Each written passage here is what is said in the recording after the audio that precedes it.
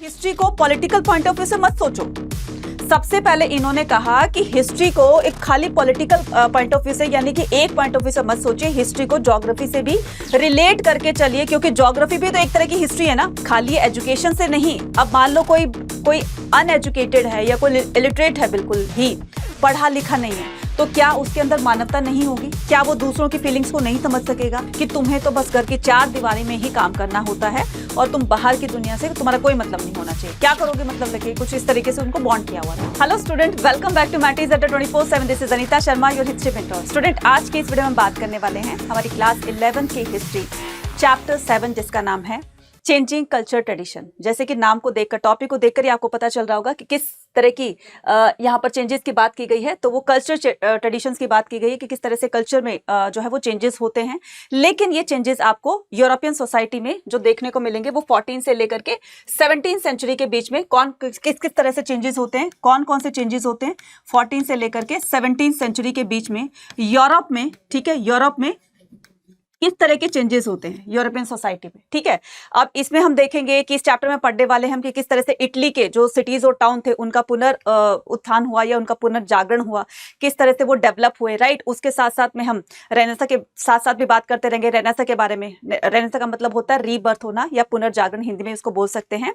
इसके साथ ही हम बात करेंगे कि इससे धर्म में भी बहुत तरह के चेंजेस होते हैं, बहुत तरह के बदलाव आते हैं। राइट, उसके बाद एजुकेशन पर बात करेंगे कि इटली में जो है एजुकेशन आती है और एजुकेशन की वजह से वहां पर एक बहुत बहुत बड़ा चेंज होता है। राइट, और उसके साथ में हम क्या करेंगे, उसके साथ में हम देखेंगे कि किस तरह से जो चर्चेस की मोनोपोली थी, राइट, जो एक तरह से पॉप की जो मोनोपोली थी पूरी सोसाइटी में, वो किस तरह से धीरे धीरे डाउन होने लगती है। और वो डाउन होने के बाद किस तरह से एक नए लोग जो हैं वो नए युग की तरफ चलेंगे, एक नए दुनिया की तरफ चलेंगे, एक नया जो उनको सब कुछ चेंज देखने को मिला, वो सारी चीजें हम इस चैप्टर के अंदर समझने वाले हैं। ठीक है, तो ये चेंजेस कब होंगे? ये चेंजेस यूरोप में 14 से लेकर 17 सेंचुरी के बीच में हम ये सारे चेंजेस पढ़ने वाले हैं।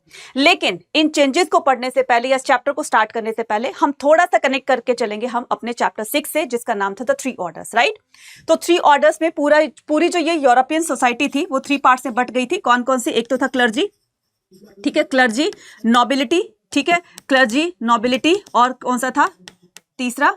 पीजेंट्री। राइट, तीसरा कौन सा था? पीजेंट्री। तो इन तीनों में ये बट गई थी। अब आपने देखा कि जो क्लर्जी है, जिसमें फादर पॉप आ जाते हैं, जो बिशॉप्स होते हैं, फादर होते हैं, तो क्या था कि इनकी मोनोपोली पूरे यूरोप में जो है वो चल रही थी। मोनोपोली का मतलब होता है इनका एकाधिकार चल रहा था। इन्होंने एक बार जो कह दिया वो पत्थर की लकीर होती थी, इनसे कोई क्रॉस क्वेश्चन नहीं कर सकता था, और अगर इनसे क्रॉस क्वेश्चन कोई करता तो उसको बहुत ही बिटर पनिशमेंट दी जाती थी, उसको मार दिया जाता था, मौत के घाट उतार दिया जाता था उनको। तो एक तरह से उनकी डोमिनेंस ना बहुत ज्यादा बढ़ रही थी। लोग परेशान हो गए थे कि यार किस तरह से हम इनसे छुटकारा पा सकते हैं। तो इसके लिए अब जगह जगह प्रोटेस्ट होने स्टार्ट होंगे कि क्यों ये ऐसा हो रहा है। अब जो प्रोटेस्ट होंगे, प्रोटेस्ट के चलते क्या होगा, अलग अलग तरह के चेंजेस आएंगे। जो पुराने जो रीति रिवाज थे, पुराने जो रूढ़ी रीति रिवाज थे, जो बहुत ही कट्टर बोलते हैं ना जिसको, अब उनमें चेंज आने लगेगा। राइट, चेंज आएगा तो लोग एक नए रास्ते की तरफ, एक नए युग की तरफ, एक नए चेंज की तरफ चलने लगेंगे। राइट, उसके बाद था ये जो नोबिलिटी थी और ये जो पीजेंट्री थी, इनके ऊपर तो बहुत ही ज्यादा क्या हो रहा था, अत्याचार हो रहा था। अब इन्हीं में से लोग क्या करेंगे, जो थर्ड कैटेगरी के लोग थे, इन्हीं में से ही इमर्जेंस होगी किसकी? फिलोसफर्स की, थिंकर्स की। ये दुनिया को, ये लोगों की सोच को एक नई सोच देंगे। मतलब उनका जो एक तरीके से उनके ऊपर जो अत्याचार हो रहा था उनसे बाहर निकलने के लिए लोगों के माइंड में कुछ इस तरह की बातें वो भरेंगे, या उस लोगों को इस तरह से अपनी बातों को समझाएंगे कि उनके राइट्स को लेकर के कि तुम्हें ऐसा करना चाहिए। तो आप देख रहे हो ना किस तरह से लोग जो हैं, जो पहले बहुत ही ज्यादा कहते हैं ना कि जिनको सरप्रेस किया जाता था, दबाया जाता था, अब उन्हीं के खिलाफ वो धीरे धीरे आवाज उठाएंगे। क्लियर है? और सबसे ज्यादा सफर कौन कर रहा था? ये पीजेंट्री ही कर रही थी, थर्ड सेक्शन कर रहा था। अब ये तो अपनी बहुत अच्छी तरीके से लग्जरियस लाइफ स्पेंड कर रहे थे। राइट, साथ में ये भी तो लग्जरियस लाइफ स्पेंड करते थे। इनका मन आता था तो बहुत सारे टैक्सेस लिया करते थे। इवन ये जो लोगों का गुस्सा था, किस वजह से कि पीजेंट्री से ना ये 2 तरह के टैक्स लेते थे, एक तो इनको जाता था, एक इनको जाता था, जो हमने चैप्टर 6 में पढ़ा।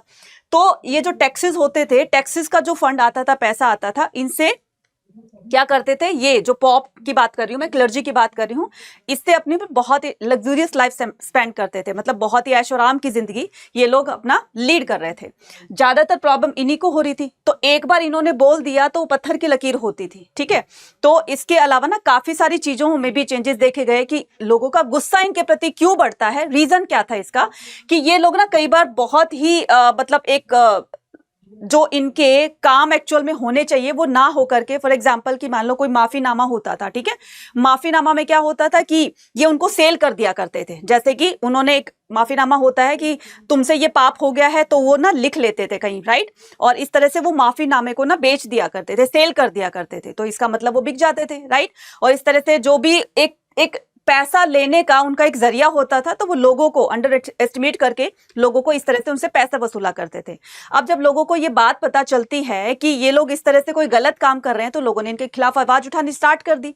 इन्होंने कहा यहां तक कि क्योंकि इनकी डोमिनेंस थी ना, तो इन्होंने कहा कि जो अर्थ होती है वो स्टे होती है, और जो सन होता है वो उसके चारों तरफ चक्कर लगाता है।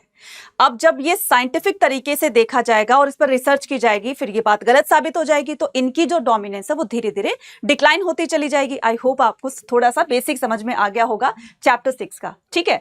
अब हम स्टार्ट करते हैं यहां से हमारे चैप्टर को। सो जैकोब, ये नाम भी कितने खतरनाक है, Jacob Burckhardt and his the view about the Renaissance. ये रेनेसा क्या होता है बच्चे, रेनेसा होता है रीबर्थ। रेनेसा क्या होता है, रीबर्थ होता है, मतलब कि पुनर्जागरण जिसको बोलते हैं, कि कोई चीज बहुत ज्यादा डिक्लाइन हो गई थी, एक अंधकार के युग से निकलकर लोग एक नए उजाले की तरफ आने लगे थे, तो उसको क्या कहा जाता है, रेनेसा कहा जाता है, ठीक है। इन्होंने कहा 1818 और 87 में वाज अ स्विस स्कॉलर। तो ये स्विस क्या है, एक कंट्री है, उसके क्या थे, ये स्कॉलर थे, ठीक है, from the university of the Basel of the Switzerland. ये स्विट्जरलैंड के क्या थे, स्विट्जरलैंड में जो है एक वो थी यूनिवर्सिटी थी जिसका नाम था बैस्ले। वहां पर क्या थे, ये एक फिलोसफर थे, मतलब वहां पर एक स्कॉलर थे ये। To him politics, philosopher scholars जो होते हैं ना बच्चे, वो क्या होते हैं, स्कॉलर होते हैं, विद्वान होते हैं, जो लोगों को अपनी बातों से मोल्ड करेंगे उस चीज को, राइट, लोगों को अपनी बातों से इन्फ्लुएंस करेंगे, ठीक है। तो to him politics was not the central concern in history writing. तो इन्होंने कहा कि खाली ना हिस्ट्री को पॉलिटिकल पॉइंट ऑफ व्यू से मत सोचो। सबसे पहले इन्होंने कहा कि हिस्ट्री को एक खाली पॉलिटिकल पॉइंट ऑफ व्यू से, यानी कि एक पॉइंट ऑफ व्यू से मत सोचिए, हिस्ट्री को ज्योग्राफी से भी रिलेट करके चलिए, क्योंकि ज्योग्राफी भी तो एक तरह की हिस्ट्री है ना। फॉर एग्जांपल, ये अर्थ कैसे बनी, अब ये अर्थ कैसे बनी, ठीक है, उसके अलग अलग रीजन है, तो उसको ज्योग्राफी से कनेक्ट करके किया जाएगा। अर्थ कैसे बनी, वो पास्ट हो गया, वो इतिहास हो गया, वो हिस्ट्री बन गई, लेकिन हिस्ट्री से ज्योग्राफी को कनेक्ट किया ना, और किस तरीके से पास्ट से लेकर के और आज प्रेजेंट में ये जो डेवलपमेंट हो रही है, ये पॉलिटी से कनेक्ट करती है। तो ये कहते हैं कि हिस्ट्री को खाली पॉलिटी से क्यों कनेक्ट किया जाए, उसमें ज्योग्राफी से भी इसको कनेक्ट किया जाए, ताकि रीडर जो है उसको अच्छे से समझ पाए। तो उन्होंने क्या किया, history was also concerned with the culture as with politics, right? In his book, इनकी एक बुक थी जिसका नाम था civilisations of the Renaissance in Italy. तो इनकी ये बुक का नाम था। तो कई बार बुक का नाम भी पूछ लिया जाता है, तो यहाँ पर इस बुक को मैं मार्क कर देती हूँ, इसका 1 मार्क का क्वेश्चन आता है। He referred to the literature, architecture, painting to describe the how a new humanist culture had flowed in the Italian town। इन्होंने क्या किया, एक तरह का रेफरेंस दिया अपना कि किस तरीके से लिटरेचर को लेकर के, क्योंकि लिटरेचर लोग पढ़े लिखे अगर नहीं होंगे, लोग चीजों को कनेक्ट नहीं कर सकते हैं।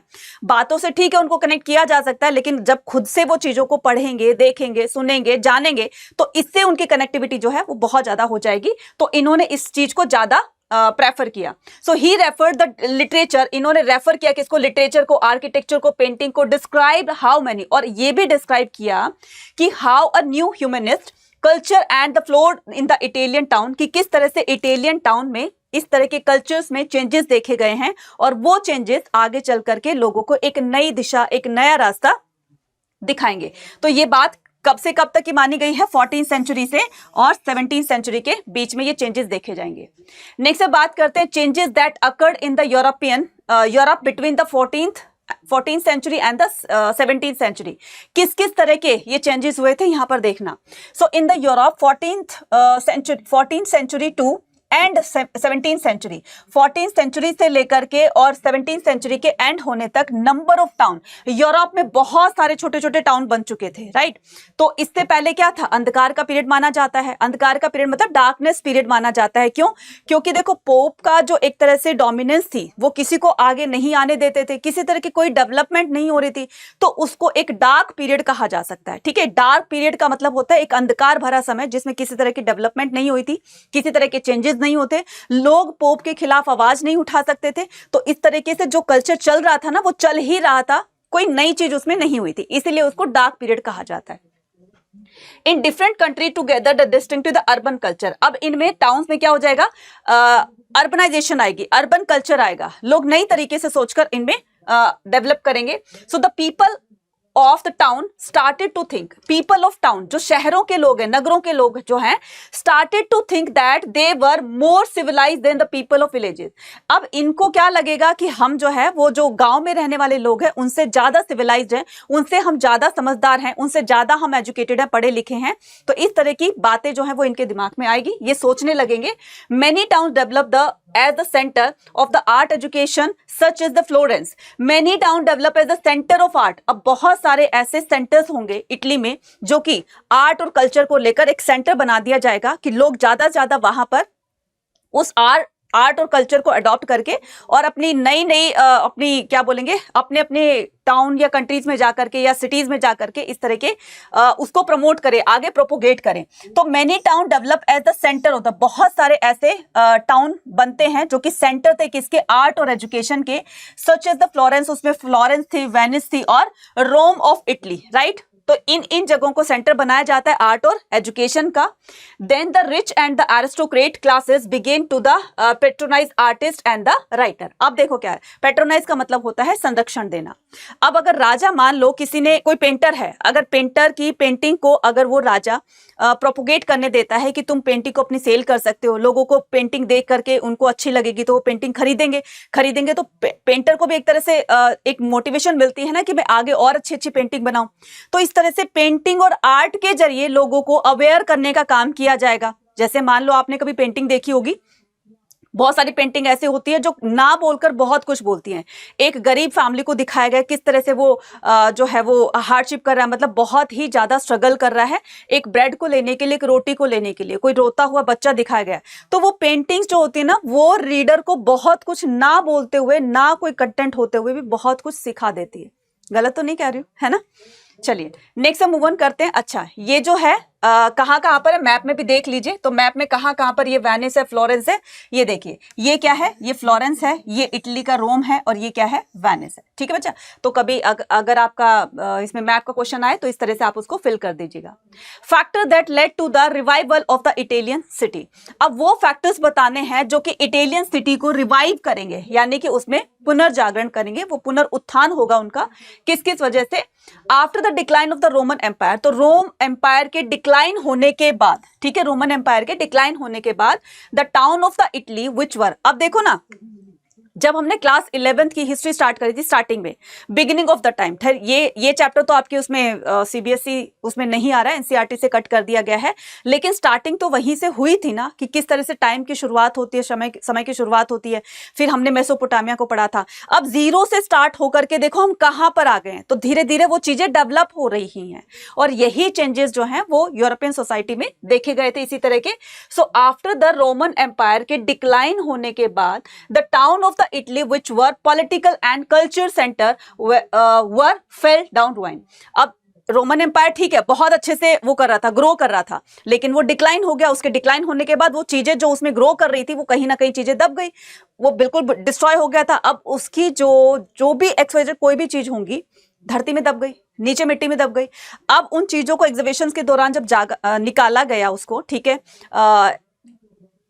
जैसे कोई मान लीजिए कोई पेंटिंग है, पेंटिंग कोई नीचे दबी हुई मिली या कोई भी आर्टिफैक्ट्स मिल गया, पेंटिंग हो गई, पॉट्स हो गई, ज्वेलरी हो गई, ऑर्नामेंट्स, मतलब एक्सवाइजेड कुछ भी मिला उनको वहां से।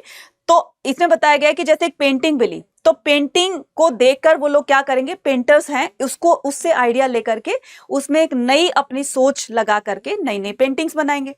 तो इसमें बताया गया है कि which were political and culture centre well for into the, तो देखो पॉलिटिकल और कल्चर सेंटर था ये, रोम बहुत अच्छे से एस्टैब्लिश हो रहा था, लेकिन ये डिक्लाइन हो जाता है, ये हमने बता दिया था आपको, ठीक है, चैप्टर जब समझाया था। After the fall of the Roman empire western Europe was reconstructed by the feudal bond and unified under the Latin church. तो हमने देखा ना अभी कि मैंने क्या बताया था कि 3 कैटेगरीज में डिवाइड हो जाती है, और ये जो फ्यूडल सिस्टम था, फ्यूडल सिस्टम क्या होता है, फ्यूडल सिस्टम होता है a relation between the Lord and the peasants.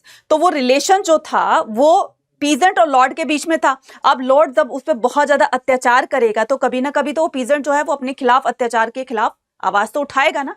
तो eastern Europe went under the rule of the Byzantine. जो ईस्टर्न यूरोप था, इसको समझाया था ना हमने, मेसोपोटामिया के बाद वाला जो वो था आपका the continent across the 3 continent, मतलब an empire across the 3 continent, वही समझाया था ना आपको। उसमें बताया था कि ईस्टर्न यूरोप जो है went under the rule of the, तो ईस्टर्न यूरोप की बात हो रही है जिसमें कि बेंजाटाइन रूलर रूल कर रहे थे, and Islam was building a common society further west. और वेस्ट की बात करते हैं हम, वेस्ट की बात करते हैं, इधर वेस्ट की, तो इधर ईस्ट है और इधर क्या है, वेस्ट है। तो अगर हम किसकी, वेस्ट की बात करते हैं, तो वेस्ट में क्या होता है कि ईस्ट में बेंजाटाइन एम्पायर और वेस्ट में क्या था आपका, ये था आपका इस्लाम। तो इस्लाम ईस्टर्न साइड में इमर्ज हो रहा था। Islam was building a common society further the west. At this time Italy was weak and the fragmented. क्योंकि देखो बार बार अब जैसे अरब थे, ठीक है, अरब कहीं पर इन्वेड करेंगे तो उनका जो रिलीजन था कौन सा था, इस्लाम था। तो जहां पर वो अटैक करेंगे, जहां पर वो अपनी एस्टैब्लिशमेंट उन्होंने स्टार्ट कर दी, या जहां पर वो रूल करेंगे, तो उन्हीं के साथ ही इस्लाम धर्म उस जगह पर, पर्टिकुलर जगह पर एंटर कर देगा और वहीं पर वो उसको ऑफिशियली डिक्लेयर कर देंगे। तो धीरे धीरे क्रिश्चियनिटी की डोमिनेंस जो है पॉप वगैरह की, तो वो धीरे धीरे कम होती जा रही है, और अरबों के आने से ये जो इस्लाम धर्म है वो धीरे धीरे प्रोपोगेट होने लगता है। Right, clear. नेक्स्ट बात करते हैं कि role of the university in spreading the humanism. अब ये ह्यूमनिज्म क्या होता है बच्चे, ह्यूमनिज्म होता है मानवतावाद, ठीक है। इसमें हम क्या क्या सीखते हैं, तो ह्यूमैनिटीज, ह्यूमनिज्म ये इसी से रिलेटेड है। तो ह्यूमनिज्म क्या होता है कि हम इंसान के मतलब पर्सन के एक तरह से बिहेव को जानने की कोशिश करते हैं, ठीक है, कि किस तरह से वो बिहेव करता है, उसकी सोच क्या है, उसकी सोच को किस तरह से एक क्रिटिकल थिंकिंग के जरिए जो है वो बहुत कुछ चेंज ला सकता है। तो ह्यूमनिज्म इन सभी चीजों को जानने की एक क्या है, एक उसको इनिशिएट किया गया है। In Europe earlier university were establish in the Italian town. Europe में बहुत सारी, ठीक है, यूरोप में early universities were establish in the Italian. सबसे पहले इटली के टाउन में ही क्या आती है, सबसे पहले उनमें ही यूनिवर्सिटीज बनती है, यानी कि एजुकेशन का जो एक सेंटर बनाया जाएगा सबसे पहले वो इटली की ही सिटीज में बनाया जाएगा, ठीक है, मतलब इटली में बनाया जाएगा। Right, University of the Padua and the Bologna had been center of the legal studies from the 11th century। 11th century की बात है कि 11th century, देखो अभी हमने क्या किया कि 14 से लेकर 17 सेंचुरी के बीच की हम बात करेंगे कौन कौन से चेंजेस हो गए, लेकिन इसको कनेक्ट करेंगे हम पास्ट से भी। तो 11th सेंचुरी में 2 यूनिवर्सिटी की बात बताइए, कौन सी, पौदा और बोलोग्ना। तो ये जो वो सेंटर थे जहां पर लीगल स्टडीज करवाई जाती है। लीगल स्टडीज का मतलब होता है कि सोसाइटी के कानून व्यवस्था के बारे में जानना। राइट, तो दूर दूर से स्टूडेंट यहाँ पर पढ़ने के लिए आते थे, एक लीगल नॉलेज लेकर जाते थे, और इस तरह से वहां से पास आउट होकर वो अपनी कंट्री में जाते थे, और इस तरह से वहां पर डेवलपमेंट होती थी जो भी कानून के अकॉर्डिंग होगा। Right, so there was a growing demand for the lawyer. तो इसके चलते, जो लीगल स्टडीज के चलते डिमांड बढ़ेगी किसकी, लॉयर्स की, एंड द नोटरीज की। नोटरीज जानते हो ना, जो उसकी एक्टिविटीज करते हैं, सारी लॉज एक्टिविटीज करते हैं। आप जब भी जैसे भी कोर्ट में जाते हो ना, तो जैसे स्टैंप लगाने का काम और जो वो स्टैंप पेपर बनाने का काम होता है वो नोटरीज वगैरह करते हैं, ठीक है। सो इनकी डिमांड जो है सोसाइटी में बढ़ जाएगी to write and the interpret rulers and return the contract with the increasing trade and the commerce. मैंने क्या कहा कि कोई किसी से लीगल डॉक्यूमेंट बनवाना है, ठीक है, कोई किसी से बॉन्ड साइन कराना है, तो पहले कोर्ट से वो बॉन्ड साइन होता है, मतलब कोर्ट से वो क्या बनाया जाता है, लीगल पेपर बनाया जाता है, डॉक्यूमेंट बनाया जाता है, फिर उसमें दोनों पार्टी के साइन होते हैं। तो इस तरह के काम को ना बहुत ज्यादा समझा जाएगा, बहुत ज्यादा इसको वेटेज दी जाएगी, इंपॉर्टेंस दी जाएगी लॉयर को और नोटरीज वगैरह को। राइट, तो देयर वाज अ, समझ में आ गया नोटरीज क्या होता है? नोटरीज होता है लीगल डॉक्यूमेंट जो पहले बनाता है और उसके ऊपर फिर मतलब जो भी उसमें लिखना होता है वो लिख देता है, फिर साइन करने के लिए दोनों पार्टीज के पास जाता है, तो वो एक लीगल डॉक्यूमेंट माना जाता है। और इस तरीके का काम कौन करते हैं? नोटरीज करते हैं। There was a changes in emphasize and law become the popular subject of the further study. तो ये जो लॉ है ये बहुत ही पॉपुलर सब्जेक्ट बन जाएगा among the students. Francisco de Petrarch represented this changes, तो इस तरह के चेंजेस को Francisco Petrarch represented this changes and stress the significance of the deep reading and the ancient author. तो इस तरीके से देखो, जब चीजें लोग जो है जिस तरफ ज्यादा जाएंगे, अब लॉ की तरफ बच्चे ज्यादा जा रहे थे, स्टूडेंट ज्यादा जा रहे थे, तो जाहिर सी बात है इसी पर आगे वर्कआउट किया जाएगा। इसी को अब जो चीज चलन में है, प्रचलन में है, उसी पर अगर काम किया जाए तो वो और एक नई सोच के जरिए उसमें नए नए मॉडिफिकेशन होते हैं, चेंजेस होते हैं, तो लोग अपनी अपनी तरह से उसको क्या करेंगे, ऑथर्स जो होते हैं वो उसमें अपने एक्सपीरियंस को ऐड ऑन करेंगे। तो इससे बच्चों के पास ना वो जो लिमिटेड कंटेंट था उससे और ज्यादा वो क्या हो जाएगा, और ज्यादा वो प्रोपोगेट हो जाएगा, और ज्यादा फैल जाएगा। ये कौन थे? ये थे फ्रांसिस्को पेट्रार्क। और फ्रांसिस्को पेट्रार्क रिप्रेजेंटेड, इन्होंने रिप्रेजेंट किया कि दिस चेंजेस, जो ये चेंजेस आ रहे हैं कि लॉ को पूछा जाता है, बहुत ज्यादा उसको इंपॉर्टेंस दी जाती है, नोटरीज को दी जाती है, इस तरह के चेंजेस एक लीगल डॉक्यूमेंट, जैसे पीजेंट्री को बहुत ज्यादा परेशान किया जा रहा था, लॉर्ड किसी तरह का कोई रिटर्न डॉक्यूमेंट नहीं देता था, लेकिन अब वो धीरे धीरे चीजें चेंज होने लगी हैं। तो stress the significance of the deep reading of the ancient authors, right. Next आता है the humanist view of history. तो ह्यूमनिस्ट का एक सोचने का जो तरीका है हिस्ट्री को, वो क्या था, यहां पर जानेंगे। Humanist thought that the age of the darkness existed for the centuries after decline the Rome. ठीक है, तो रोम के डिक्लाइन होने के बाद एक डार्क पीरियड स्टार्ट हो जाता है, क्योंकि यूरोपियन सोसाइटी में जो 3 कैटेगरी थी ना, उसमें पॉप की डोमिनेंस ज्यादा थी, क्लर्जी की डोमिनेंस ज्यादा थी, एक बार उन्होंने बोल दिया वही सब होता था, तो डेवलपमेंट नहीं हो रही थी, क्योंकि सिर्फ वही उनको ही बोलने का अधिकार था। तो किसी तरह की अगर डेवलपमेंट नहीं होगी, अगर कोई आवाज भी उठाता तो मैंने बताया ना, उनको मार दिया जाता था। तो रोमन एम्पायर के डिक्लाइन होने के बाद डार्क पीरियड स्टार्ट हो जाता है, which they term age the dark age. Later scholars assumed that new age begin after the 14th century. फिर हमारे स्कॉलर्स ने बताया कि न्यू एज स्टार्ट होती है, ये जो डार्क एज थी ये तो खत्म हो गई, लेकिन ये न्यू एज कब स्टार्ट होती है? 14th सेंचुरी में स्टार्ट होती है बच्चे, ठीक है। the period of the 1000 years, ये वो पीरियड था, ठीक है, of the 1000 years, a millennium after the Rome Empire was considered as the middle age of the medieval period। देखो इसको ना 3 भागों में बांटा गया है, ठीक है, वो मैं आगे बताऊंगी 3 भागों में। जैसे कि इंडियन हिस्ट्री को 3 पार्ट में डिवाइड किया गया ना, ऐसे ही इसकी यूरोपियन हिस्ट्री को भी 3 पार्ट्स में डिवाइड किया गया। एक होता है एंशिएंट हिस्ट्री, फिर मेडिवल हिस्ट्री और फिर मॉडर्न हिस्ट्री, राइट। आगे बताऊंगी मैं इसको। So about the middle as, तो हम बात करते हैं किसकी? मिडल एज की, जो 15th सेंचुरी से स्टार्ट हुई थी, ठीक है, 15th सेंचुरी से इसको स्टार्ट माना जाता है, ठीक है। 1 मिनट, 15th सेंचुरी से मॉडर्न हिस्ट्री को माना जाएगा, ठीक है, मतलब यूरोप की मॉडर्न हिस्ट्री को।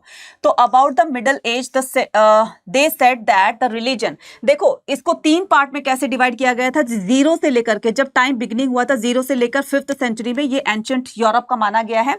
उसके बाद अगर मैं मेडिवल की बात करूं तो मेडिवल में 5 से लेकर के 15th सेंचुरी के बीच में बात की गई है। और अगर मैं मॉडर्न की बात करती हूँ, ये मिडाइवल है और ये मॉडर्न है, तो मॉडर्न की अगर बात करूं तो 15 से लेकर के और आगे अभी तक का एरा जो है वो मॉडर्न में काउंट किया जाता है, ठीक है। तो ये जो पूरा का पूरा इसका टाइम जो है बांटा गया है 3 हिस्सों में, तो वो ये था। So the middle as that set the religion और द चर्च कंट्रोल द, अब ये मिडल एज देख रहे हो ना, इसमें क्या किया गया था, जो हमने 6th चैप्टर में पढ़ा था, church control the mind of the man. तो चर्च का कंट्रोल था सोसाइटी पर, ठीक है, और वो अपनी तरीके से लोगों को गाइड किया करता था। ह्यूमनिस्ट टर्म दैट, अब इसमें क्या होता है कि that all the learning of the Greek and the Roman had been washed out, सभी को वॉश आउट कर दिया गया था। बस एक बार उन्होंने बोल दिया, दैट मीन्स कि बोल दिया, और साइंटिफिक तरीके से जैसे उन्होंने बोल दिया कि जो हमारी अर्थ है वो स्टे रहती है और सन पूरे चारों तरफ चक्कर लगाता है, ठीक है। तो ये बात बाद में जो है इसको रिसर्च किया जाएगा तो उनको झूठा साबित कर दिया जाएगा। The humanist term the period from the 15th century as the modern, मैंने बताया ना, इसको क्या बोला जाएगा, मॉडर्न पीरियड जो है वो 15th सेंचुरी से स्टार्ट हो जाएगा, मॉडर्न एरा, यूरोप की बात हो रही है, ठीक है। नेक्स्ट में बात करते हैं किसकी, कि पीरियोडाइजेशन हाँ ठीक है, पीरियोडिकेशन यूज बाय द ह्यूमनिस्ट। अब देखो अगर बात आती है किसकी कि कौन सा पीरियड को क्या माना गया है, तो आपका ये एसेंस है। इसमें देखिएगा काफी सारी चीजें आपको इससे क्लियर हो जाएगी। 5th से लेकर के 14th सेंचुरी को क्या कहा जाएगा, मिडल एज कहा जाएगा, जो मैंने अभी बताया था। 5 से लेकर 9th सेंचुरी को डार्क एज कहा जाएगा। तो अगर डार्क एज भी आता है कि कब से कब तक हुआ 1 मार्क का क्वेश्चन में, तो इस तरह से आप लिख सकते हो 5 सेंचुरी टू 9th सेंचुरी, तो डार्क एज कहा जाएगा। 9th सेंचुरी से 11th सेंचुरी के बीच में कौन सा है, अर्ली मिडल एज होगा। ठीक है, मिडल एज को 2 पार्ट में डिवाइड कर दिया गया है, तो एक तो अर्ली मिडल एज था और एक लेटर मिडल एज था। तो लेटर मिडल एज को 11th सेंचुरी से 14th सेंचुरी में बताया गया है। 15th सेंचुरी ऑनवर्ड्स हमारा मॉडर्न एज स्टार्ट हो जाता है। आई होप ये चीजें आपको बहुत काम आने वाली है। ठीक है, नेक्स्ट करते हैं आर्टिस्ट एंड द रियलिज्म। तो आर्टिस्ट एंड द रियलिज्म क्या होता है कि humanism was not only propagate through the education. Humanism जो है, ह्यूमनिज्म क्या होता है, मानवतावाद क्या होता है कि मानव के बिहेव को समझना, मानव के व्यवहार को समझना, उसकी थिंकिंग को समझना, और इस तरीके से कि किस तरह से उसको डेवलप किया जाए। ठीक है, जो भी मान लीजिए किसी का व्यवहार बहुत ज्यादा है, कोई डिप्रेस हो गया है बहुत ज्यादा, उसको किस तरह से उस जोन से बाहर निकाला जाए, राइट, और उसके किस तरह से हेल्प की जाए। ये सारी चीजें जो अच्छी अच्छी बातें हैं ये सारी ह्यूमनिज्म में आ जाती है, और इसी से ह्यूमैनिटीज बना है, जिसमें हम डिफरेंट डिफरेंट सब्जेक्ट्स को पढ़ते हैं। पॉलिटिकल में पढ़ते हैं कि आज का जो पॉलिटिकल राजनीति है वो कैसी है, क्या है, पहले क्या थी, तो हमारे इससे पॉलिटिकल नॉलेज बनती है। हिस्ट्री हमें पास्ट के बारे में बताती है, ज्योग्राफी हमें उसके ज्योग्राफिकल फीचर्स के बारे में बताती है कि कब क्या कैसे हुआ था। तो कहते हैं ना कि different different subjects different different तरह की नॉलेज देते हैं। So humanism was not only propagate through the education but also by the art and architectures and the book. तो इससे क्या होता है कि not only propagate through the education, तो इसको खाली एजुकेशन से स्प्रेड नहीं किया गया था। प्रोपोगेट करने का मतलब होता है फैलाना, खाली एजुकेशन से नहीं। अब मान लो कोई अनएजुकेटेड है या कोई इलिटरेट है, बिल्कुल ही पढ़ा लिखा नहीं है, तो क्या उसके अंदर मानवता नहीं होगी? क्या वो दूसरों की फीलिंग्स को नहीं समझ सकेगा? क्या वो अपनी सोच को आगे रिप्रेजेंट नहीं कर सकता है? हालांकि चलो वो ठीक है बिना पढ़ा लिखा है, लेकिन सोच तो सकता है ना। तो यही सोच, यही फीलिंग जो है क्या कहलाती है, ह्यूमनिज्म कहलाती है। So the artist were inspired by the studying the work the past. अब ये जो आर्टिस्ट होंगे ये पास्ट के वर्क को स्टडी करेंगे कि पास्ट में क्या हुआ था, और इसको कंपेयर करेंगे प्रेजेंट से। The material remains including the fragment of the art we found on the ruins of the, मैंने क्या कहा, ये जो मटेरियल मिलेंगे जमीन में दबे हुए, धरती में दबे हुए जो मटेरियल मिलेंगे, पेंटिंग हो गई, कोई भी आर्टिफिक्स हो गया, तो इसी से आइडिया लेकर के उसको एक नए तरीके से पेश किया जाएगा। So ancient Rome and the other deserted cities. ठीक है, तो ये जो डेजर्टेड सिटीज हैं, मतलब जो सिटीज डिक्लाइन हो गई थी रोमन एम्पायर में, अब वो चीजें किस तरह से बाहर एग्जीक्यूट होंगी। Italian supporters sculptures were influence with the perfectly proportioned male and female figure.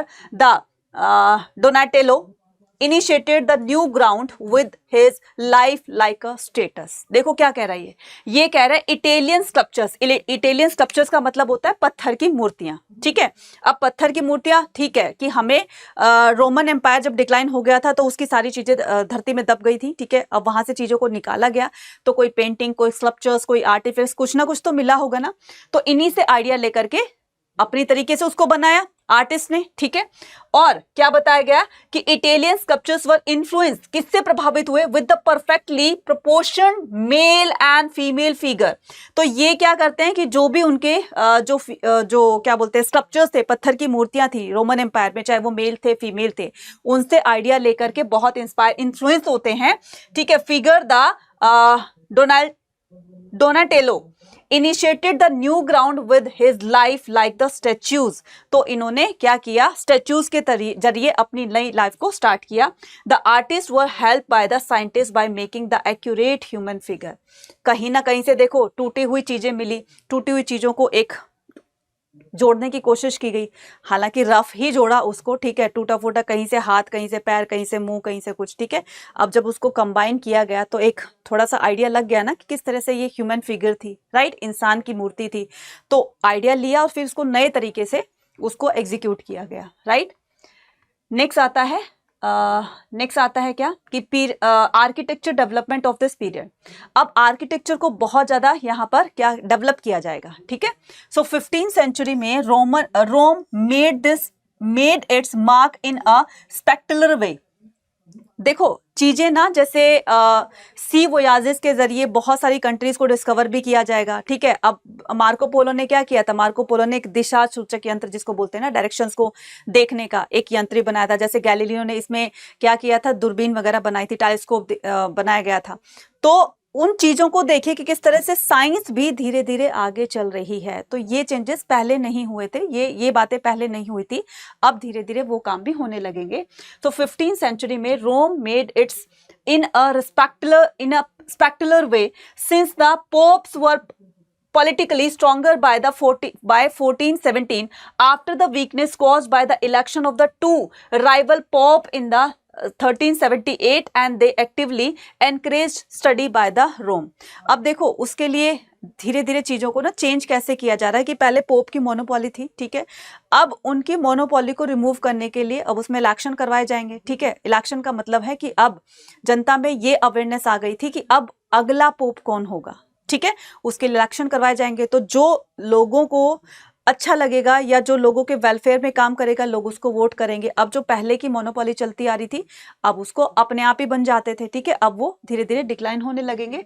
So the new classical architecture, इसके साथ ही क्या होगा कि ये जो टू राइवल बताए गए ना, तो एक तरफ पोप था, ठीक है, दूसरा जो उसको ओवरकम करता है कि मतलब उनमें अपने एक्सपीरियंसेस को ऐड ऑन करके वो लोगों को अच्छी अच्छी बातें बताता है। तो लोगों को जो पसंद आएगा वो उसी को तो वोट करेंगे ना। ये दोनों क्या बन गए थे, राइवल। और एक तरह से ये भी कह सकते हो कि जो सेकंड पार्टी थी वो एक तरह से फिलोसफर्स की पार्टी थी कि वो लोगों को अच्छी अच्छी बातें बताएंगे। वो एक तरह से जो डोमिनेंस वाला जो पार्ट था ना पोप का, वो उसको खत्म करने की कोशिश करेंगे। और जाहिर सी बात है लोग तो चाहते भी यही थे कि किसी तरह से पोप की डोमिनेंस खत्म हो जाए और एक नए चेंज की तरफ हम चलें। तो the new classical architecture was actually revival of the imperial Roman style. अब नए नए तरीके के ना क्या बनेंगे, आर्किटेक्चर्स बनेंगे। जैसे चर्च बने होते थे, चर्च का जो आर्किटेक्चर स्ट्रक्चर होता है या उसको बनाने का स्टाइल होगा वो कैसे होगा, उसमें भी चेंजेस किए जाएंगे। पहले की तरह पुराने वाले चर्च ना बना करके अब उसमें नए तरीके के स्टाइल्स को ऐड कर देंगे। तो आर्किटेक्चर में भी चेंजेस होने लगेंगे। तो Michelangelo Buonarroti is remembered for his immortal work in the Rome। तो इन्होंने क्या किया, अपना एक बहुत ही इंपॉर्टेंट रोल प्ले किया, ठीक है। बहुत इंपॉर्टेंट रोल कैसे प्ले किया, such as the painted ceiling on the Sistine Chapel. तो इन्होंने क्या किया, ये जो छत पे क्या होता है उसकी रूफ पे, कभी आपने देखा होगा कि इसकी रूफ पे ना चर्च की रूफ पर तो कुछ पेंटिंग वगैरह की होती है। तो इस पेंटिंग को कौन लेकर आएगा, इस पेंटिंग वाला जो डिजाइन है वो कौन लेकर आएंगे, ये लेकर आएंगे, ठीक है। तो रोम जो पहले के चर्च बने होते थे उसमें एक नए तरीके से ना लोगों को वो नया चर्च दिखाई देगा, जो कि सुंदर सुंदर पेंटिंग से, यहाँ तक कि छत को एक पूरा प्लेन रखा जाता था लेकिन अब उसमें भी पेंटिंग होने लगेगी। तो Rome such as the painted ceiling of the Sistine Chapel. तो द स्कल्पचर्स कॉल्ड द, अब इस तरह के स्कल्पचर्स को जो पेंटिंग वगैरह होती है अंदर, ठीक है, जो स्कल्पचर्स बनाए होते हैं पत्थरों की मूर्तियां बना करके और उनकी दीवारों पर जो रखा जाता है, निकाला जाता है। So paint ceiling on the Sistine Chapel the sculptures called the, तो इस तरह के स्कल्पचर्स को क्या बोलेंगे, द पीटा बोलेंगे, ठीक है, the Pieta. And design of the dome of the Saint Peter church. और इस तरह के जो स्कल्पचर्स होते हैं वो सेंट पीटर उसमें चर्च में रखे जाएंगे, राइट, सेंट पीटर चर्च में रखे जाएंगे। Filippo Brunelleschi started his career as the sculptures. देखो स्टाइल बन रहे थे, अलग अलग तरह के जो है चर्चेज में नए नए स्टाइल्स देखने को मिल रहे थे। इवन यहाँ तक कि बिल्डिंग्स भी अलग अलग स्टाइल में बन रही थी। अब उनके साथ साथ में आर्ट, स्कल्पचर्स, ये लोग भी आगे आएंगे और नए तरीके से अपने स्कल्पचर्स की नए नए आइडियाज को लेकर आएंगे। कि जैसे मान लीजिए जीसस क्राइस्ट की जो इमेज होती है, स्टैचू होते हैं, स्कल्पचर्स होते हैं, तो उनको बनाया जाएगा, उनको वहां पर रखा जाएगा, तो लोग इससे अट्रैक्ट होंगे। पहले तो वही होते थे, फादर्स वगैरह ही होते थे, ठीक है, उनकी कोई पेंटिंग वगैरह पहले, बहुत पहले की बात करें तो नहीं होती थी, ठीक है। उसके बाद फिर उसकी स्कल्पचर्स बनाए गए, उसकी जो है पत्थर की मूर्तियां बनाई गई, लोग उसी में ही अपने गॉड को देखने लगे थे। अब ये चीजें जो हैं इस तरह के स्कल्पचर्स को बताने के बाद देखो, Sistine the Chapel, the sculptures called the Pieta and the design of the dome Saint Peter church, Filippo the Brunelleschi started his career. तो इन्होंने क्या किया, इन्होंने अपना करियर स्टार्ट किया किसमें, स्कल्पचरिंग में, but became the famous for the designing the Duomo of the Florence. लेकिन इन्होंने क्या किया, बिकेम द फेमस, लेकिन ठीक है ये स्टाइल वगैरह कर रहे थे, ठीक है, चर्चेज में नए नए स्टाइल्स बताना और स्कल्पचर्स में नए नए आइडियाज देना, इस तरह के अपने करियर को बिल्ड कर रहे थे। लेकिन इनको ज्यादा जो पॉपुलैरिटी मिली वो कहां से मिली, become the famous, but become the famous for the designing. लेकिन इन्होंने जो डिजाइन किया किसको, इसको फ्लोरेंस में, ये जो ड्यूमो है इसको जो डिजाइन किया, इसकी वजह से वो ज्यादा फेमस होते हैं। ठीक है, उसके बाद क्या हुआ कि development of the printing technology, ये कौन है, जॉन गुटनबर्ग है। तो जॉन गुटनबर्ग ने सबसे पहले प्रिंटिंग प्रेस को इन्वेंट किया था। ठीक है, प्रिंटिंग प्रेस को इन्वेंट किया था। क्यों, क्योंकि देखो बच्चे, पहले जो स्टूडेंट होते थे ना, जो यूनिवर्सिटीज कॉलेज वगैरह में जाते थे, तो जो प्रोफेसर्स होते थे ना, वो अपने हाथ से बुक लिखा करते थे, उसमें बहुत टाइम लग जाता था। तो एजुकेशन ना सबके पास, मतलब सबके तक नहीं पहुंच पाती थी। तो इस वजह से एजुकेशन बहुत ज्यादा पिछड़ी हुई थी, बहुत ज्यादा पीछे थी। तो इसके आने से, प्रिंटिंग प्रेस के आने से, अब वो जो उन्होंने एक पर्टिकुलर पेज लिखा है, अब उसकी कॉपीज बननी स्टार्ट हो जाएंगे, या फिर उसमें जो टाइपिंग वगैरह करते हैं कि हाथ से लिखने में बहुत टाइम लगता है। अब गुटनबर्ग ने क्या किया था, प्रिंटिंग प्रेस जो बनाई थी उससे वो चीजें और ज्यादा ईजी हो जाएगी। तो कॉपीज बनेंगी, नंबर ऑफ कॉपीज बनेंगी बुक्स की, और उसमें जो है वो स्कूल, यूनिवर्सिटीज वगैरह, कॉलेजेस वगैरह में उसको डिस्ट्रीब्यूट किया जाएगा। ज्यादा से ज्यादा बच्चे इसमें स्टूडेंट पढ़ेंगे और पढ़ करके नॉलेज लेंगे। तो ये देखो कितना बड़ा चेंज हुआ है एजुकेशन के अंदर। तो जो चीजें, जो बुक पहले हाथों से लिखी जाती थी, अब वो प्रिंटिंग प्रेस से होने लगी। तो European borrowed the ideas printing technology from the Chinese people because, तो यूरोपियन बोरोड द आइडिया। अब यूरोपियन ने ये आइडिया कहां से लिया कि भाई कुछ लिखने के लिए ना हाथ से ना लिखना पड़े, कुछ ऐसी चीज हो जिससे कि हाथ से ना लिखना पड़े, फटाफट से वो चीजें लिखी जाए। तो इन्होंने ये आइडिया लिया कहां से, चाइना से। फिर आ गया चाइना, ठीक है, चाइना से लिया। तो चाइना में देखो पहले क्या होता था कि ये जो वो था मार्को पोलो था, तो मार्को पोलो जब चाइना में विजिट करता है तो इसने देखा कि वुडन ब्लॉक्स जो होते हैं ना, वुडन ब्लॉक्स इस तरीके से होते हैं, वुडन ब्लॉक इस तरीके से होते हैं। तो जैसे उस पर ए लिखा होता था, उस पर बी लिखा होता था वुडन ब्लॉक पर, तो इसमें ना ऐसे उसकी कटिंग की जाती थी। और इस वुडन ब्लॉक को ना, जैसे स्टैंप होती है, तो वुडन ब्लॉक को उस पे इंक में डिप किया जाता था, और जहां जहां पर ए लिखना होता था वो उसको डिप्ड ब्लॉक को उससे ऊपर प्रिंट कर देते थे, छाप देते थे। ठीक है, तो ये आइडिया था किसका, चाइना का। अब इस आइडिया से लेकर के वो उसका एक और नेक्स्ट वर्जन इसका स्टार्ट करेंगे। तो technology from the Chinese people because the European trader and the diplomats become the familiar with the during their visit and the Mongols rulers court. इससे क्या होता था, देखो जो ऑफिशियल काम होता था ना, उसमें लिखा पढ़ी की बहुत ज्यादा जरूरत होती थी, डॉक्यूमेंट्स वगैरह की बहुत ज्यादा जरूरत होती थी। तो उन्होंने देखा कि ये उनके पास जो डॉक्यूमेंट आया है वो एक ऐसा डॉक्यूमेंट है जो कि हाथ से लिखा हुआ नहीं था, वो उनके पास कोई ऐसी चीज थी जिससे कि वो प्रिंट किया गया था। अब वो कैसे प्रिंट किया, जब इसका पता लगाया तो वुडन ब्लॉक से वो लिखा हुआ था, right. So earlier text were found in the hand written. तो हमने बताया ना कि पहले क्या होता था कि हाथ से लिखा जाता था। जॉन्स गुटनबर्ग, ये कौन थे, एक जर्मन थे बच्चे, made the first printing press and the printed 150 copies of the Bible.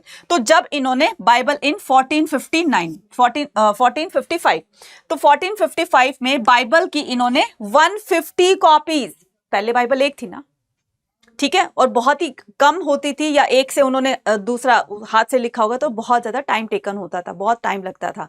Even Bible भी ले लो या कोई बुक ले लो तो उसमें बहुत ज्यादा टाइम कंज्यूम होता था। तो इसके लिए जब इसने गुटनबर्ग ने इसको प्रिंटिंग प्रेस को वो किया, इन्वेंट किया, तो सबसे पहले बाइबल की 150 कॉपीज को निकाल कर देखा कि चलो एक्सपेरिमेंट करते हैं कि सक्सेस होता है, नहीं, फिर बाद में चीजों को आगे एग्जीक्यूट करेंगे। कब किया कंप्लीट, 1455 में। So the same time taken was by a monk to write a single copy of the Bible.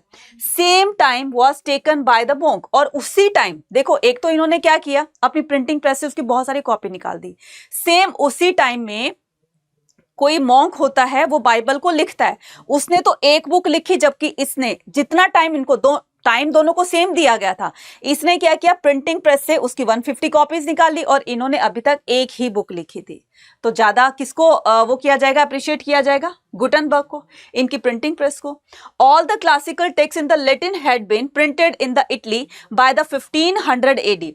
All the classical text in the Latin had been printed, तो जितनी भी क्लासिकल बुक्स वगैरह थी, text book वगैरह थी, तो उनको print किया गया इटली में 1500 तक जो है वो प्रिंट कर दिया गया था। So with the availability of the printed books, तो जैसे जैसे मार्केट के अंदर ये जो प्रिंटेड बुक आने लगी तो डिमांड और बढ़ने लगी। जब डिमांड बढ़ेगी तो इसकी फोटोकॉपीज और ज्यादा निकाली जाएगी, मैन्युफैक्चरिंग की जाएगी और ज्यादा। तो इस तरीके से जो एक मशीन थी, इनकी प्रिंटिंग जो मशीन थी, अब वो प्रिंटिंग मशीन एक ना होकर के उसको 10 कर दिया जाएगा ताकि बहुत ज्यादा बुक को प्रिंट किया जा सके, राइट। और ये बुक स्टूडेंट के पास जाएंगी, ठीक है। और वो क्या करते थे, dependency of the student over lecture notes was ended. तो पहले क्या करते थे लोग, जैसे प्रोफेसर लेक्चर देता रहता था तो बच्चे क्या करते थे, उसको लिखते थे, जैसे जैसे वो बोलते थे वैसे वैसे लिखते थे, या फिर प्रोफेसर को रात रात भर बैठकर लिखना पड़ता था।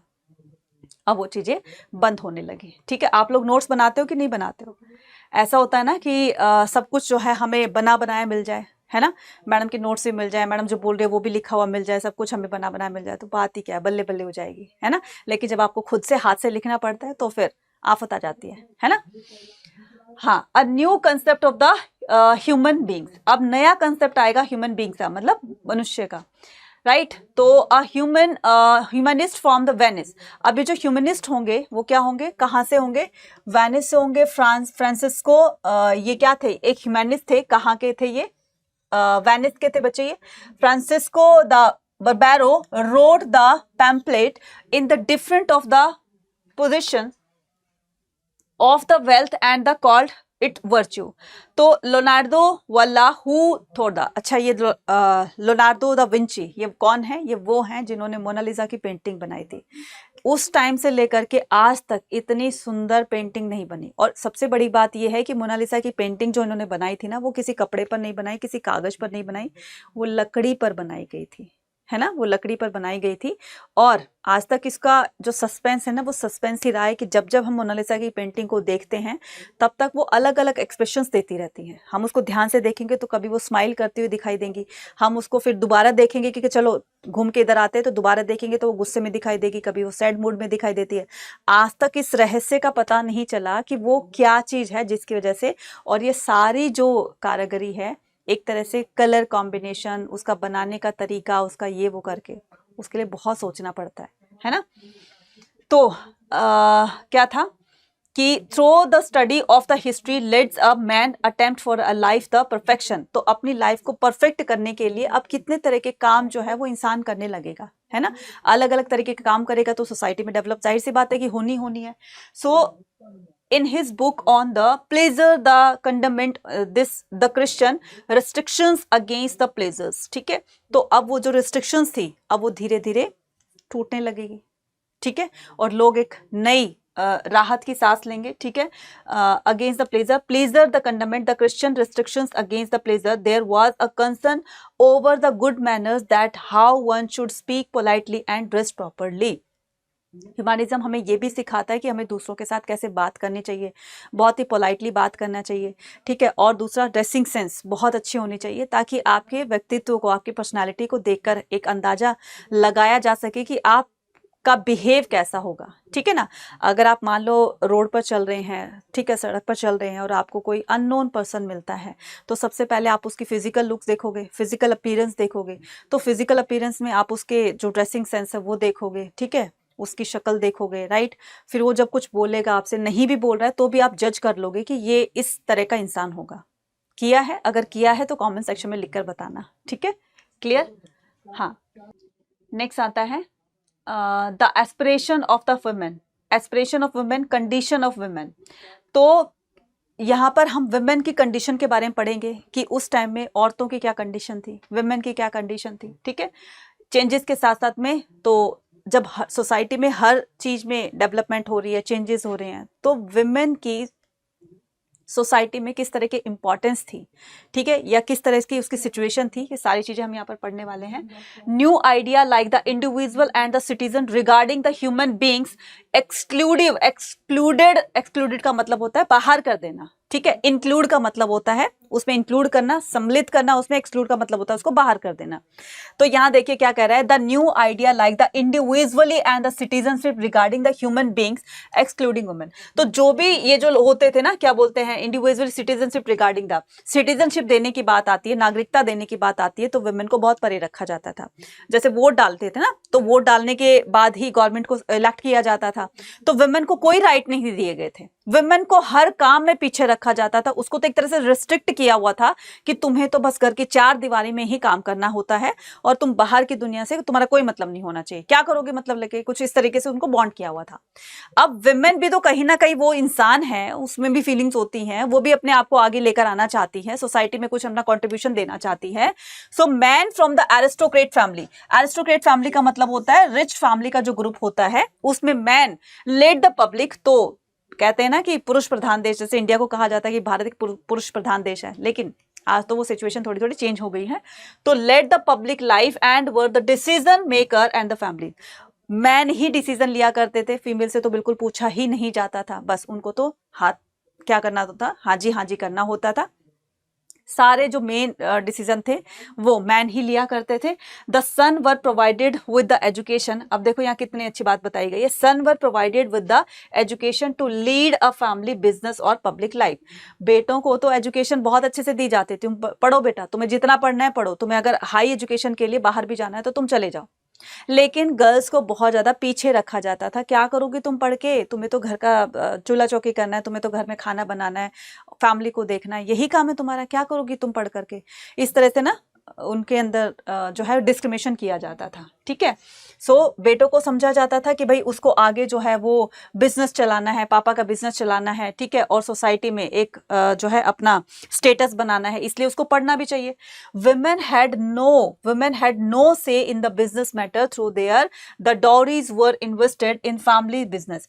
अब वुमेन को जो है वो उनसे कभी ना नहीं सुनना होता था, जैसे शादी के दौरान जो भी उसके मम्मी पापा की तरफ से, पेरेंट्स की तरफ से उसको डोरी यानी कि दहेज दिया जाता था, उस दहेज को भी वो लोग क्या करते थे, जो इसके इन लॉज होते थे उसको सेल करके और बिजनेस में पैसा लगा दिया करते थे, ठीक है। तो marriage were means to support the business alliances. Another outstanding women was the Marchesa of the Mantua Isabella the state she. तो अब धीरे धीरे ना इनके अंदर भी अवेयरनेस आएंगी और कोई ना कोई तो इसको लीड करेगा ना, ठीक है, कोई ना कोई तो इसको लीड करेगा। तो ये कौन होंगे, लीड करने वाली जो फीमेल होगी वो होगी मार्चेस ऑफ द मंतुआ। ये क्या करेंगी, ये करेंगी कि another outstanding women was Marchesa of the Mantua. ये क्या करेंगी, एलिस बेला एस्ते। तो she ruled the state in the absence of her husband. अब जब इनके जो हस्बैंड थे तो वो उनकी डेथ हो गई थी, ठीक है, तो उनकी एब्सेंस में अब वो थे नहीं, ठीक है, और इनके कोई वो भी नहीं था, मेल सक्सेसर भी नहीं था, तो इस सिचुएशन में वो किसको राजा बनाए, तो अपने पति की एब्सेंस में, अपने हस्बैंड की एब्सेंस में या कोई मेल हेयर ना होने की वजह से अब वो खुद राजगद्दी पर बैठी और उन्होंने देश को चलाया। तो उन्होंने इस मिथ को बिल्कुल ब्रेक कर दिया कि क्यों नहीं कर सकती है वुमेन, आगे उसको इनिशिएट करने दिया जाए तो वो डेफिनेटली बहुत अच्छा काम कर सकती है, right. So small state got the fame and the intellectual vividness. तो इन्होंने अपनी सूझबूझ से अपनी कंट्री में बहुत डेवलप किया, अपने स्टेट में बहुत ज़्यादा डेवलप किया, लोग इनको सराह रहे थे, इनको अप्रिशिएट कर रहे थे कि हाँ वाकई में जो है वो बहुत अच्छा काम कर रही है। Changes with the Christianity. अब किस तरह से क्रिश्चियनिटी में चेंजेस होंगे, तो इन द 15th और the 16th century the north European university scholars were attracted the humanist ideas. अब देखो एक कितना बड़ा चेंज आया 15 और 16 सेंचुरी में नॉर्थ यूरोप में, राइट। तो जो हमने यूरोप का पूरा ये पार्ट पढ़ा हमने, ठीक है, ये पूरा का पूरा हमने चैप्टर जो देखा कि नॉर्थ ये पूरा यूरोप है और उसके नॉर्थ साइड में, ठीक है, तो यहाँ देखिए नॉर्थ यूरोप, ठीक है। तो नदन यूरोप में क्या हो रहा था, यूनिवर्सिटी स्कॉलर्स वर अट्रैक्टेड, ज्यादा जो स्कॉलर होते थे वो ह्यूमनिस्ट आइडिया की तरफ जा रहे थे, मानवतावाद की तरफ जा रहे थे। तो क्योंकि ये एक ऐसा सब्जेक्ट था, ये एक ऐसा था जो ना सिर्फ किताबों में बल्कि उसको वर्बली भी समझा जा सकता है, तो इसकी तरफ अब ज्यादा अट्रैक्ट होते हैं। लाइक द इटालियन स्कॉलर, जैसे इटालियन स्कॉलर थे, कौन था, इटालियन स्कॉलर थे, they also paid attention to the classical Greek and Roman text together with the scare book of the Christians. तो इन्होंने क्या किया, ग्रीक और रोमन भाषा में जो टेक्स्ट बुक होती थी क्रिश्चियंस की, ठीक है, तो उनको पढ़ करके, अब देखो जैसे हमने बुक को पढ़ लिया, अब ऐसा थोड़ी ना है कि पूरी की पूरी जो हम लैंग्वेज होती है बुक्स में जो लिखा होता है वही हम बोलते हैं दूसरों के साथ में, नहीं ना, उसमें हम बातों को किस तरीके से मोल्ड किया जाता है या बातों को किस तरीके से किया जाए। अब तुम अपने फ्रेंड्स के साथ जो बातें करते हो क्या वो बुक में लिखी हैं, नहीं लिखी हैं, ठीक है। आपका फ्रेंड आपसे गुस्सा हो जाता है या फिर आप बर्थडे पार्टी में जा रहे हो, बहुत खुश होते हो, तो क्या ये बातें बुक में लिखी होती, नहीं लिखी होती। तो इसी व्यवहार को, इसी बिहेव को समझना क्या कहलाता है, ह्यूमनिज्म कहलाता है। So the professional scholars led the humanist movement which also influence the member of the church. The professional scholar, जो प्रोफेशनल स्कॉलर होते हैं जिनका प्रोफेशन ही स्कॉलिंग होता है, लेड द ह्यूमनिस्ट मूवमेंट, तो ये क्या करेंगे, ह्यूमनिस्ट मूवमेंट को लीड करेंगे, विच also influence the member of the church, जो कि चर्च के मेंबर को भी इन्फ्लुएंस करेगा। मतलब कि ये पोप की मोनोपोली को खत्म करने के लिए प्रोटेस्ट करना स्टार्ट करेंगे, और इस प्रोटेस्ट में चर्च के जो बाकी के लोग होते हैं वो भी थे, तो ये भी ठीक थे, तो ये भी क्रिश्चियन ही, लेकिन वो जो पॉप की जो मोनोपोली है ना, उनका जो सोचने का नजरिया है वो उसको चेंज करने के लिए प्रोटेस्ट करने लगेंगे, right. So they discard the meaningless the rite which they consider as the later addition and the direct the Christians to follow the religion mention in the ancient text of their religion. वो ये कहेंगे कि जो वाकई में जो हमारे Bible में लिखा हुआ है, ठीक है, आप उसके अकॉर्डिंग आप रूल कीजिए या उसके अकॉर्डिंग बातों को बताइए, लेकिन वो कहीं ना कहीं अपना फायदा देख करके, जैसे टैक्स लगाना होता था, लोगों से पैसे वसूलने होते थे, तो वो लोगों को झूठ बोल बोल के क्या करेंगे, उनसे पैसे हटते थे, ठीक है, पैसे लेते थे उनसे। तो कभी कभी वो खुद भी अपने आप को सेल कर दिया करते थे। जैसे मान लो लोगों का गुस्सा क्यों था इनके लिए, हालांकि वो तो अच्छी अच्छी बातें बताते, लोगों का गुस्सा इसलिए था कि जो एक्चुअल में है ना वो उनको बताया जाए। जैसे कोई अगर मान लो पॉप या फादर बनने के लायक नहीं होता था, उसमें वो क्वालिटी नहीं होती थी जो एक फादर बनने के या जो पॉप बनने के लायक होती थी, तो कई बार अपने पोस्ट को ही वो सेल कर देते थे। उनको बदले में पैसा दिया था कि मैं तुम्हें इतने पैसे दे रहा हूं, अपनी पोस्ट छोड़ करके और मेरे को वहां का फादर बना दो, मेरे को वहां का पादरी बना दो, मेरे को वहां का पोप बना दो। तो इस तरह से वो बिक जाते थे। एक तो ये गुस्सा था, दूसरा ये कि अगर उन्होंने कोई बात कह दी है तो लोग जो हैं इसके खिलाफ आवाज नहीं उठा सकते, अगर किसी ने आवाज उठा दी तो उनको मरवा दिया करते थे। तीसरी बात ये कि कई बार वो जो माफीनामा होता है, माफीनामा को भी वो सेल कर दिया करते थे, बेच दिया करते थे। अगर किसी ने पाप किया वो बोलेंगे कि देखो तुमने ये पाप किया है और अगर तुम इस तरह से हमें पैसे दोगे, इसको मैं तुम्हें दे देता हूं, तो तुम्हारे सारे माफ हो जाएंगे पाप, ठीक है। तो इस तरीके से बहुत सारी चीजें ऐसी होती थी जो इनके धीरे धीरे अगेंस्ट लोगों को लेकर गई और इसी के अगेंस्ट ही प्रोटेस्ट होने लग जाते हैं। तो ये चेंजेस कहां पर होंगे, चर्च में होंगे। The development in the science and the astronomy, development in the science. अब देखो साइंस में भी तो डेवलपमेंट हो रही है, और एस्ट्रोनॉमी मतलब जो यूनिवर्स की जो चांद तारे और ये जो एस्ट्रोनॉइड्स होते हैं इनकी स्टडी करना, ये सारा का सारा किस में आ जाएगा, एस्ट्रोनॉमिक्स में आ जाएगा। तो द कैप्रिकॉर्न रेवोल्यूशन, ठीक है, कॉपरनिकन रेवोल्यूशन। अब ये कॉपरनिकन रेवोल्यूशन क्या है, ध्यान से देखना। The Christian believe that, Christian ये बिलीव करते थे that the earth was the place of sin, ठीक है, कि अर्थ क्या है, एक तरह का एक ऐसा प्लेस है जो कि पाप से भरा हुआ है, ठीक है। अर्थ जो है वो पाप से भरी हुई है, इसलिए वो एक जगह स्टे है, वो इतनी भारी हो चुकी है, पाप इतना बढ़ चुका है कि वो मूव नहीं कर सकती है, इसलिए वो एक जगह पर रुकी हुई है, ठीक है। And the burden of the sin, sin का मतलब क्या होता है बच्चे, पाप होता है, मैं हिंदी में लिख देती हूँ। Made it the stationary, the earth was centre of the universe around which the celestial planets moved. ये क्या कहता है, ये अर्थ जो है वो क्या है, वो एक सेंट्रल पार्ट है, ठीक है, वो क्या है, एक सेंट्रल पार्ट है और इसी के बीच सारे, इसी के चारों तरफ जो है वो सेलेस्टियल बॉडी जो है वो रिवॉल्व करती हैं, चक्कर लगाती हैं।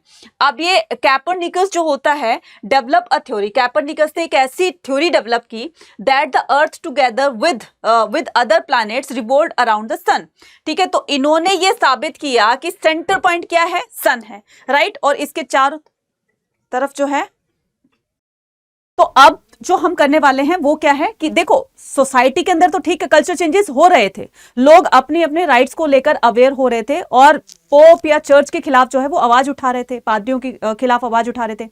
अब वो चीजें जो हैं वो जो पहले थी वो नहीं रही। अब हर फील्ड में ना, एजुकेशन में ले लीजिए, ठीक है, एजुकेशन को लेकर के, और मैंने बताया ना कि धर्म को, रिलीजियस को लेकर के भी चेंजेस हो रहे थे। तो अब जो मोनोपोली थी एक तरीके से, जो कॉन्स्टेंटिनोपोल ने एक तरह से क्रिश्चियनिटी को अपना एक ऑफिशियल रिलीजन डिक्लेयर कर दिया था, अब धीरे धीरे उसकी महत्वता जो है वो डाउन होगी। क्यों? क्योंकि अरबों के आने से जो इस्लाम धर्म होगा वो अब एरियाज में फैलने लगे था। जहां जहां पर अरबों का स्टैब्लिशमेंट होगा, जहां जहां पर वो रूल करेंगे, वहां वहां पर वो अपना इस्लाम धर्म लेकर आएंगे, अपना इस्लाम रिलीजन लेकर आएंगे, राइट। तो वो चीजें ना देखो किस तरह से चेंज हो रही है। तो ना सिर्फ उन चीजों के पर्सपेक्टिव से हम सोचेंगे कि चेंज हो रहे हैं, बल्कि अब हम क्या करने वाले हैं, साइंस और टेक्नोलॉजी, साइंस और एस्ट्रोनॉमी को लेकर भी यहाँ पर चेंजेस हम देखने वाले हैं। ये बहुत ही जो है वो ज्यादा क्वेश्चन पूछा जाता है आपके फाइनल एग्जाम में। द कॉपरनिकस रेवोल्यूशन, अब ये कॉपरनिकस की थ्योरी क्या थी, कॉपरनिकस रेवोल्यूशन क्या था, वो सारी चीजें हम इसे पढ़ने वाले हैं, राइट। तो देखो जैसे इसमें बताया गया है कि द क्रिश्चियन बिलीव दैट, अब ये जो क्रिश्चियन थे वो क्या बिलीव करते थे, वो कहते थे कि ये जो अर्थ है ना, हमारी जो पृथ्वी है, धरती है, वो पाप के बोझ की वजह से ना वो एक जगह स्टे होगी, वो हिल डुल नहीं सकती है, वो मूव नहीं कर सकती, वो एक जगह स्टे रहती है। इस बात को झूठा साबित किया किससे, साइंस ने। अब साइंस के तरह से अगर रिसर्च की जाए तो वो चीजें थोड़ी सी उनसे अलग होगी जो वर्बली उन्होंने बोली थी, राइट। तो इन्होंने कहा कि the earth was the place of the sin, sin का मतलब होता है क्या, सिन का मतलब होता है पाप, ठीक है, and the burden of the sin made it the stationary, और इसी बर्डन की वजह से, इसी बोझ की वजह से वो एक जगह स्टे हो गई है, ठीक है। So the earth was the centre, तो उन्होंने कहा अर्थ जो है वो सेंटर में है, of the universe around which the celestial planets moved, उसने कहा कि अर्थ सेंटर में है, ठीक है, अर्थ सेंटर में है। तो ये तो यहाँ पर सन दिखाया गया है, अर्थ क्या है उसको उन्होंने बताया कि अर्थ सेंटर में है और चारों तरफ सेलेस्टियल बॉडी जो होती हैं वो इनके चारों तरफ चक्कर लगाती हैं, तो ऐसा उनका मानना था। तो ये जो सेलेस्टियल प्लैनेट्स हैं ये पृथ्वी के चारों तरफ मूव करते हैं। Copernicus developed a theory that earth together, अब ये जो कॉपरनिकस है इन्होंने अपनी एक थ्योरी क्रिएट की, इन्होंने इसमें ये बताया कि अर्थ नहीं है सेंटर पॉइंट, सेंटर पॉइंट क्या है, सन है, और सन के चारों तरफ जो है वो प्लैनेट्स मूव करते हैं, राइट। तो थ्योरी में बताया कि earth together with the other planets revolved around the sun, so he handed over his the manuscript the, तो उन्होंने क्या किया, अपनी एक तरह की जो उनकी बुक थी ना manuscript टाइप में, राइट, जिसमें कि लिखा हुआ था सारा, तो over his manuscript the revolution बस, तो इसका मतलब होता है द रोटेशन, रोटेशन का मतलब इन्होंने ये साबित करके दिखाया कि अर्थ सेंटर में नहीं है, बल्कि सेंटर में कौन है, सन है, जिसके चारों तरफ सेलेस्टियल प्लैनेट्स होते हैं, बाकी अदर प्लैनेट्स होते हैं वो मूव करते हैं। तो इन्होंने अपनी प्रूफ के साथ इसको साबित किया, ठीक है। और क्या है कि टू हिज डिसाइपल, तो इनके जो डिसाइपल थे, डिसाइपल का मतलब होता है शिष्य, ठीक है, जो इनके स्टूडेंट थे, राइट।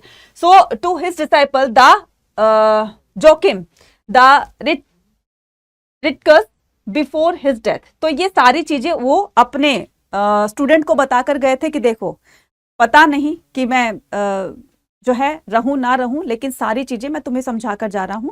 इस तरीके से तुम्हें इस बात पर रिसर्च करनी है, और रिसर्च तो वैसे इन्होंने खुद कर ली थी, इसीलिए अपनी थ्योरी उन्होंने मेंशन करी और इस थ्योरी को अपने डिसाइपल को समझाया। बाद में यही आगे चल करके प्रोपोगेट करेंगे उस चीज को, और उसके बाद people took time accept the truth, तो लोगों को ठीक है टाइम लगा उस चीज को एक्सेप्ट करने के लिए, कि जो पहले तो यही होता है कि जो उन्होंने बोल दिया, पादरियों ने बोल दिया, फादर्स ने बोल दिया, पॉप ने बोल दिया, वही सच होता था उनके लिए, पत्थर की लकीर होती थी, मतलब इनसे बढ़कर तो कुछ है ही नहीं।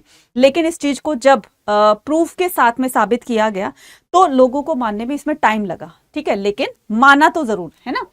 तो ये था क्या, कॉपरनिकस की थ्योरी, ठीक है। तो the concept of the Renaissance, अच्छा ये मैंने बताया था कि रेनेसा क्या होता है, रेनेसा होता है पुनर्जागरण, जिसको बोलते हैं इंग्लिश में बोलते हैं रीबर्थ, ठीक है।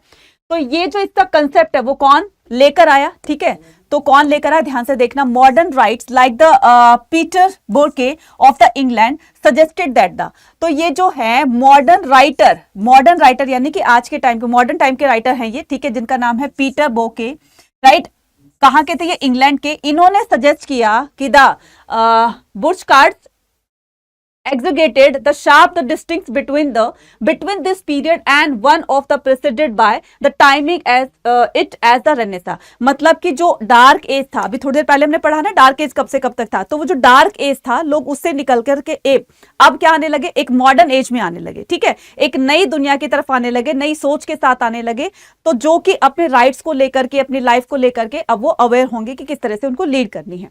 तो ये जो रेनेसा है, रेनेसा का मतलब होता है रीबर्थ, किसी चीज का पुनर्जागरण होना, कि वो चीजें बहुत ज्यादा डाउन हो गई थी, वो चीजें कहीं ना कहीं खत्म हो गई थी, उसको दोबारा से रीस्टार्ट करना था। और ना सिर्फ ये सोसाइटी के अंदर बल्कि हर वो चीज छोटी से छोटी, इस पूरे चैप्टर में हमने किस किस तरह के चेंजेस देखे, किस किस तरह के हमने कल्चर चेंजेस देखे, साइंटिफिक चेंजेस भी देखे, राइट, और किस तरह से रिलीजियस चेंजेस भी देखे, एजुकेशन में किस तरह से चेंजेस आते हैं, वो बहुत सारे चेंजेस हमने इसके अंदर पढ़े, ठीक है। तो पेट्रार्क को माना जाता है, ठीक है, इसके चेंजेस का जो क्रेडिट दिया जाता है, ठीक है। तो क्या होता है कि the term implied the rebirth of the Greek and the Roman civilisation and the substitution of the pre Christian word. अब ये प्री क्रिश्चियन वर्ड क्या होगा ये, कि जैसे इसमें बताया गया है कि तो the term implied the rebirth of the Greek. अब ये रीबर्थ है या जो रेनेसा टर्म है, जो वर्ड है, ठीक है, rebirth of the Greek and the Roman civilisation and the substitution of the pre Christian world. Pre Christian world का मतलब होता है क्रिश्चियनिटी आने से पहले की जो दुनिया थी, ठीक है, वो किस तरह की थी। तो जब वो बिल्कुल डिक्लाइन हो गई थी, ठीक है, अब चीजों को दोबारा से रीस्टार्ट करना था। रीस्टार्ट तो होगा ना कभी तो दोबारा से टाइम जो है वो अपना कहते हैं ना कि रीस्टार्टिंग होती है। तो इस तरीके से जो पहले का जो क्रिश्चियन वर्ड से पहले का जो टाइम था for the Christian word by the artist and the scholars that of that period, किस तरह से वहां के, अब जैसे रोमन एम्पायर में कॉन्स्टेंटिनोपल ने क्रिश्चियनिटी को, ठीक है, डिक्लेयर कर दिया था, लेकिन उससे पहले क्या था, उससे पहले क्या लोग किसी तरह के धर्म को नहीं मानते थे, लेकिन इस तरह का कंसेप्ट जो है वो एक प्रूफ के साथ लेकर आना, प्रूफ के साथ लोगों को दिखाना, तब जाकर लोगों ने इस पर विश्वास करना स्टार्ट किया। अभी जो प्रूफ होंगे, जो प्रूफ निकालने के लिए जो भी उन्होंने एफर्ट्स किए, मेहनत करी, उसको इनिशिएट किया, हालांकि ये बिल्कुल बैन था, कोई भी उसको इनिशिएट नहीं करना चाहता था, लेकिन कहीं ना कहीं तो किसी न किसी ने तो वो इनिशिएट करना था ना किसी को, तब जाकर ये कंसेप्ट धीरे धीरे लोगों के माइंड से जो पहले के कंसेप्ट थे वो चेंज हुए और नए कंसेप्ट लोगों के मन में आने लगे।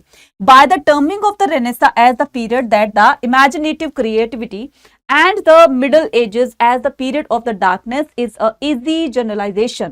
तो कहने का मतलब ये कि ये जो रेनेसा है, किस तरह से चीजों को उन्होंने एक नए तरीके से एग्जीक्यूट किया, राइट, नए तरीके से लोगों को बताया कि ऐसा ऐसा भी हो सकता है और यही होना चाहिए। प्रूफ के बाद जो चीज आपको दिखाई जाती है वो ज्यादा रेलिवेंट होती है कंपैरेटिव टू वर्बली के, राइट। तो ये सारी चीजें हमने यहाँ पर देखी, ठीक है।